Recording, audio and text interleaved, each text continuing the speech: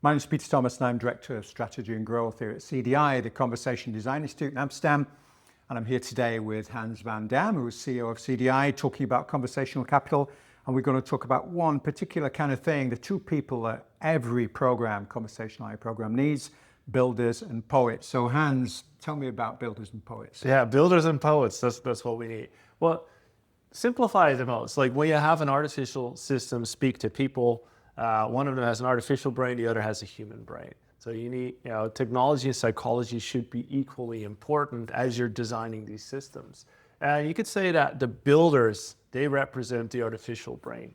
How does the system work, all the technical functionality, but the psychology, the experience, that's where you need poets.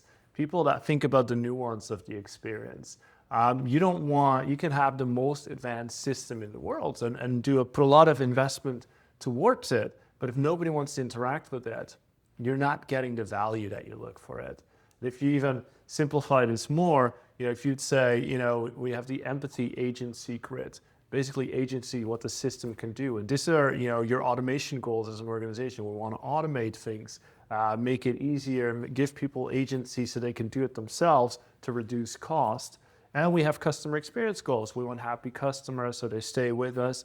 And that's, empathy is required for that. So empathy and agency together, they create value. And one is created by the builders and the other by the poets. And think about it this way, even if you build a city, you can build infrastructure, you can build houses, but it doesn't make it a place where people want to live. Right? So you bring in the poets that make it come to life and give it soul so that customers actually enjoy interacting with it. And that's the only way to really, unlock the potential of conversational AI and reduce your cost to serve, increase your automation rates and your customer satisfaction scores. All right, okay, so my guess is that most teams in conversational AI are builders rather than poets. So what does it mean to get poets into a room and how do you do that? Yeah, so poets, of course, these are, we're not thinking about people that's sitting at, writing poetry all day. It's not T.S. Eliot, right? Yeah, it's not well, he would have been a great conversation designer, possibly. But, I think designers, conversation designers specifically, UX designers, linguists, psychologists, sometimes even a therapist that understands, how interactions happen between people. So these are the softer skills. And you're right, most of these teams, it starts out as an engineering project. Bring 10 engineers in the room, all they're going to do is build. And you build something with great potential, but you don't really get the value until you get the right people in the room that turn that into a pleasant experience. And the more sophisticated the system gets, the more nuanced the experience needs to be. Because if I have an FAQ chatbot, you ask a question, I give an answer, it's the end of it. But as these systems get smarter, conversations get longer, they're multi-turn, it gets more nuanced, all of a sudden the importance of these poets gets increasingly more, or their role gets increasingly more important. Yeah. So you've talked about builders and poets as, I guess, as if they're equals, but I guess in most organizations, they wouldn't know how to hire a poet, know what one is. How do you manage that tension between those two groups in a conversational AI team?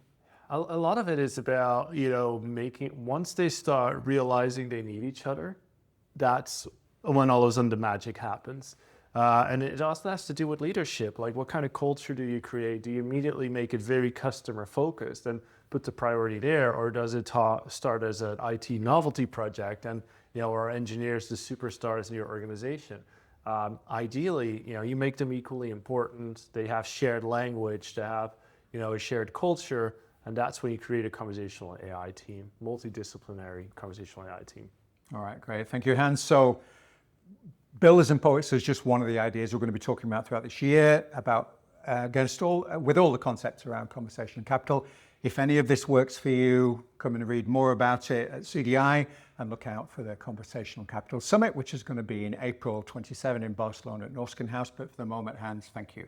Thank you.